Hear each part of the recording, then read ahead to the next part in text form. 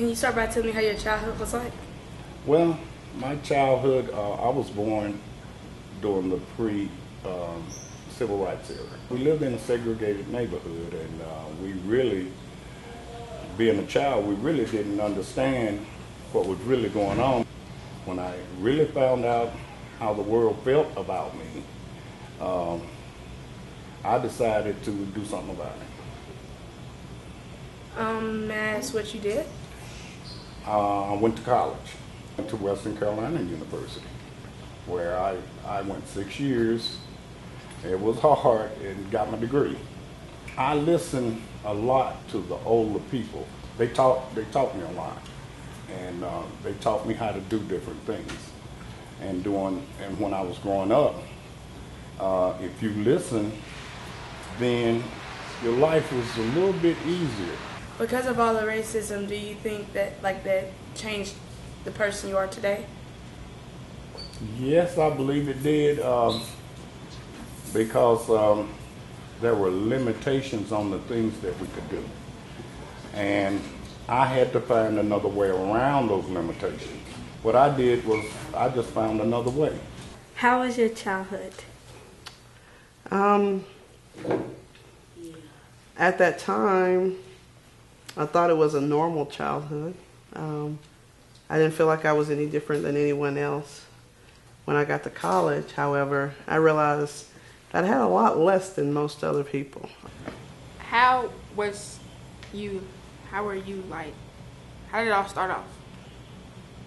It was just me and my mom. I grew up as an only child, and she had me involved in everything, from cheerleading when I was little, to basketball, to softball, to church, to music. So growing up, was it hard growing up, or was it kind of like, I got this, we can do this, we got the money for it? Oh no, we didn't have the money for it. I worked a long time before I realized that people got paid for work for nothing. So I grew up on a farm, and again, from the age of 5, I was in a tobacco field.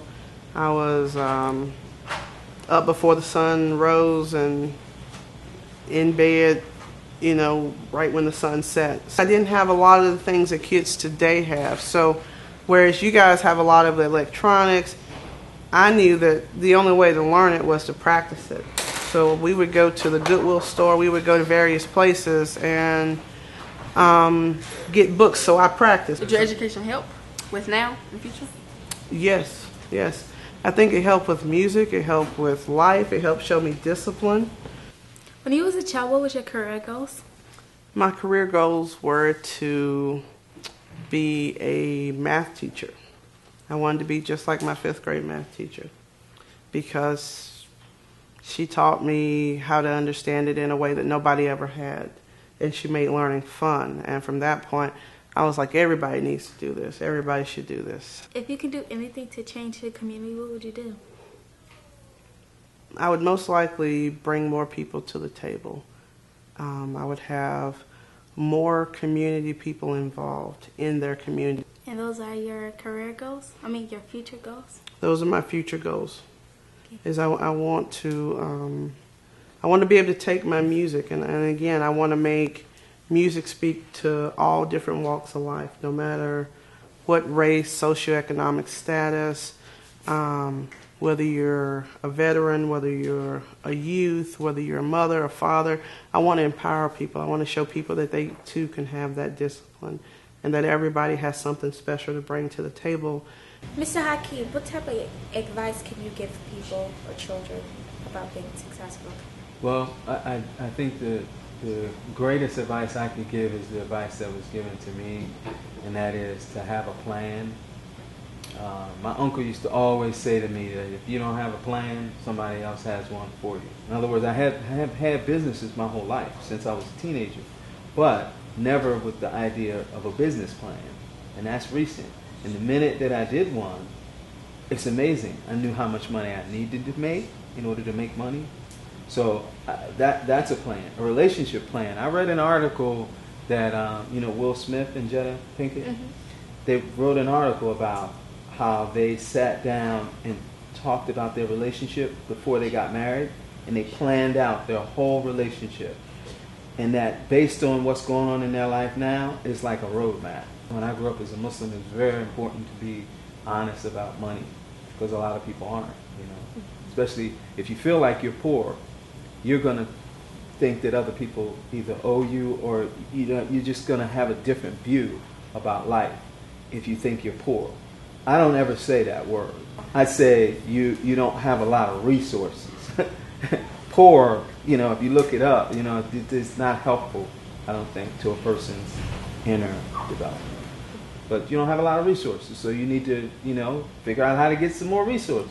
Where did your inspiration come from? I had a lot of that real strong, you know, kind of early training, and I guess the women were really strong forces in one way, and the men were very strong influences in another way.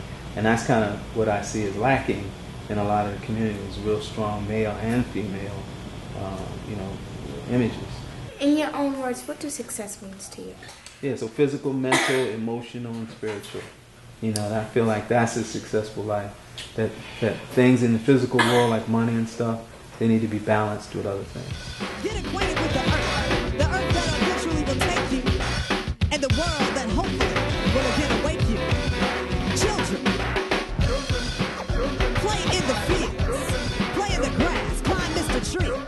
Get to know each branch, give it a name, for the branches resemble the many decisions you will have to make in life. Well, thank you. I enjoyed talking to you. Taste the apples, communicate, watch and listen to the neglected mother of all. Short and tall children, play with earth. Eat rhubarb, wet from the rain, beautiful fruits all the same. Pears, oranges, and grapes from the vine. Children, it is the earth's time.